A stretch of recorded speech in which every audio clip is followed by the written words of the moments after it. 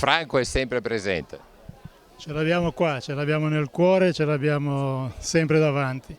Purtroppo sono già 2 anni che se n'è andato e chiaramente mancare ci manca sempre. Cerchiamo di ricordarlo, di tenere sempre presenti i suoi insegnamenti e il suo esempio. E non è facile perché era una persona molto particolare.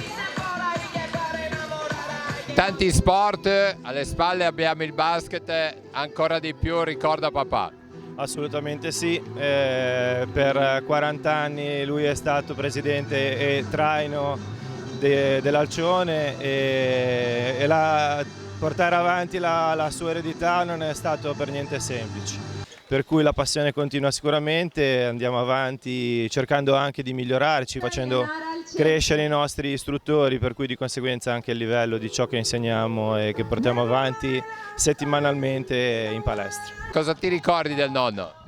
Io del nonno ho sempre apprezzato molto e ammirato la sua intraprendenza e il suo coraggio e penso che siano dei valori che mi ricordo un po' nelle mie giornate, nella mia quotidianità per andare avanti anche nei piccoli problemi. Col titolo della giornata avete voluto scrivere in 3 parole, fatti di vita. Sì. In un mondo in cui ci si fa di tante cose per evitare di vivere e affrontare un po' le situazioni anche difficili, allora io penso che sia importante che quando si ci deve fare di qualcosa, farsi di vita fino in fondo, anche quando la vita ci propone momenti complicati, ecco.